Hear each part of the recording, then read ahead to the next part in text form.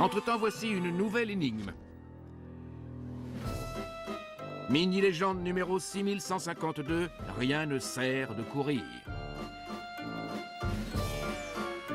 Un magnifique cerf de taille adulte, poussé par son instinct, se mesure à un rival dans le jardin de Mark et Carol Bayer à Viroqua dans le Wisconsin.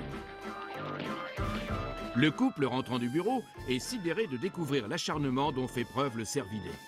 La brave bête s'élance de toutes ses forces sur son adversaire et lui assène un violent coup de tête, et découvre sous le choc qu'il s'agit d'une statue en béton. Que pensez-vous de cette histoire? Elle est totalement vraie.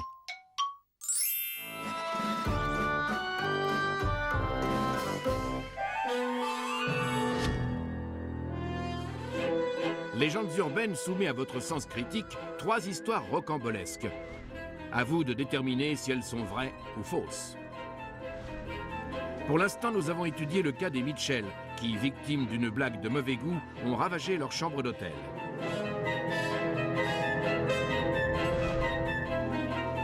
Puis celle de Guy McMurray, qui a sauvé un bébé jeté aux ordures avant d'apprendre qu'il en était le père. Vous devrez attendre la fin de l'épisode pour savoir si elles sont authentiques ou non.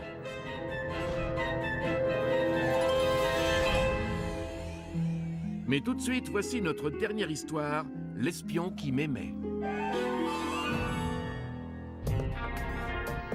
La journaliste Donna Anderson a couvert bien des affaires sidérantes, mais celle concernant Kim Adams, une pédopsychologue de Minneapolis, l'a marquée.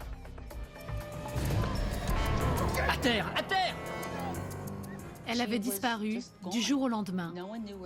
Personne ne savait où elle était. Kim a toujours rêvé de voyager. En 2001, elle décide de se lancer et prend un billet pour Londres. Elle voulait aller à l'étranger, partir à l'aventure. C'est ce qu'elle a fait. Au cours de cette escapade, elle tombe sous le charme d'un séduisant vendeur de voitures, Robert Andy Frigard.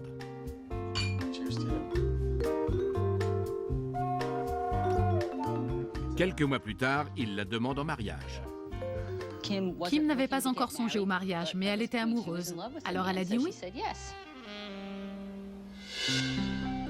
Mais une semaine avant le grand jour, Robert reporte la cérémonie en évoquant une raison troublante. La date du mariage avait été fixée. Mais une semaine avant, Robert appelle le père de Kim et lui parle de menaces terroristes importantes le jour même. Il évoque la possibilité d'un nouveau 11 septembre. Robert avait l'air très nerveux et a demandé à ce que la cérémonie soit reportée. Comment un simple vendeur de voitures a-t-il pu avoir accès à ce type d'informations sensibles? La réponse est simple, il est agent secret. Robert révèle à sa fiancée qu'il n'est pas ce qu'il dit être. Il travaille sous couverture, un peu comme le ferait James Bond. Maintenant que la vérité a éclaté, Robert propose à Kim de rejoindre les services secrets britanniques. La jeune femme est aux anges. Il devait s'installer en Écosse, dans un phare, pour surveiller les patrouilles de sous-marins russes. Mais on ne devient pas espion en un jour. Kim doit rembourser son prêt immédiatement. Pour des raisons de sécurité, Robert a l'interdiction d'être lié à une quelconque dette. Idem pour sa femme. Ni lui ni elle n'avaient une telle somme d'argent. Alors il a demandé à ses beaux-parents. D'abord hésitant, ils finissent par accepter de rembourser le prêt. Ne dit-on pas qu'il faut se fier à sa première impression? Les parents de Kim font un virement de 35 000 $. Juste après, Kim a disparu, corps et âme. Personne n'entend parler du couple pendant plus d'1 mois. Le FBI est chargé de l'enquête. En fouillant dans le passé de Robert, ils commencent à avoir des doutes. Sa piste était très délicate à remonter. Un vrai fantôme. Pas étonnant pour un espion, mais les choses se gâtent lorsque les services secrets sont contactés. Le MI6 nous a assuré n'avoir aucune connaissance d'un certain Robert Frigard dans leurs fichiers. Cherche-t-il à protéger un agent ou Robert est-il un affabulateur et un usurpateur? Et surtout, qu'est-il arrivé à Kim? Ne vous en faites pas. Le FBI place le téléphone de ses parents sur écoute. Ils n'auront pas à attendre très longtemps. Robert a appelé pour demander de l'argent. Il fallait payer les frais de la formation que devait suivre Kim. Mais il a refusé de dire où il se trouvait. Les enquêteurs n'ayant aucune autre piste, ils décident de piéger leur interlocuteur. Nous avons fait dire à la mère de Kim qu'elle ne remettrait l'argent que si elle voyait sa fille de ses propres yeux.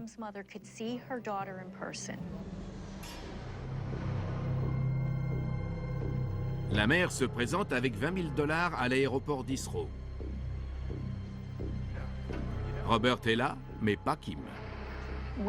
Quand elle a vu que sa fille n'était pas là, elle a eu peur. Mais elle a fait de l'excellent travail. Elle a parlé au suspect, elle s'est montrée amicale, et Robert l'a finalement conduite jusqu'à sa fille.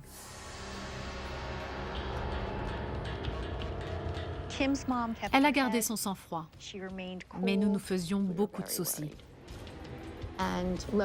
Finalement, elle est arrivée à la hauteur de la voiture en question. Kim en est descendue. Elle a pris sa mère dans les bras et les policiers ont surgi de partout pour appréhender Robert.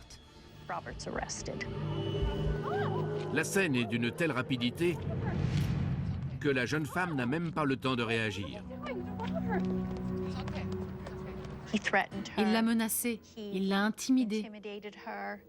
Je pense que ça a dû être un calvaire pour elle. Mais d'où vient cette histoire d'espion? Depuis l'âge de 19 ans, Robert se construit une personnalité de membre des services secrets britanniques. Et ce n'est pas tout. Kim n'était pas sa première victime.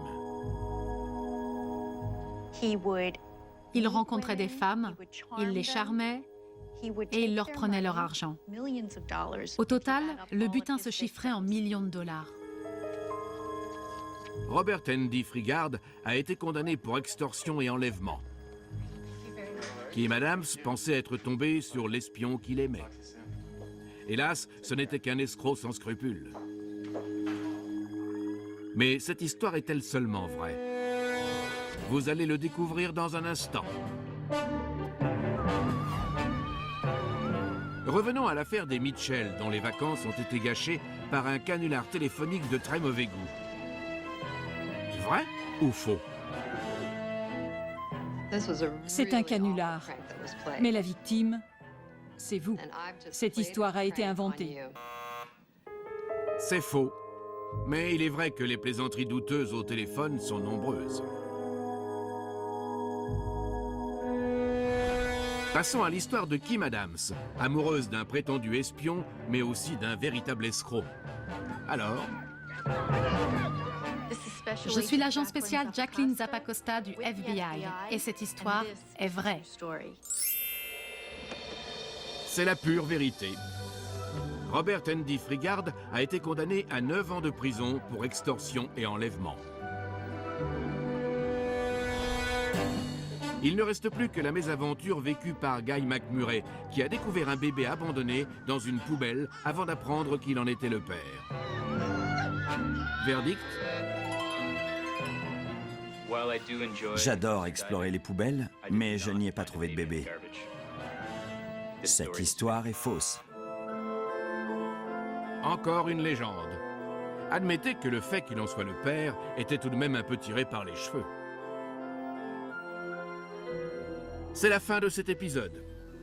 J'espère que vous avez su démêler le vrai du faux, faire le tri entre réalité et imposture. Si ce n'est pas le cas, ne vous en faites pas. Vous pourrez toujours vous rattraper en regardant le prochain épisode de Légendes urbaines.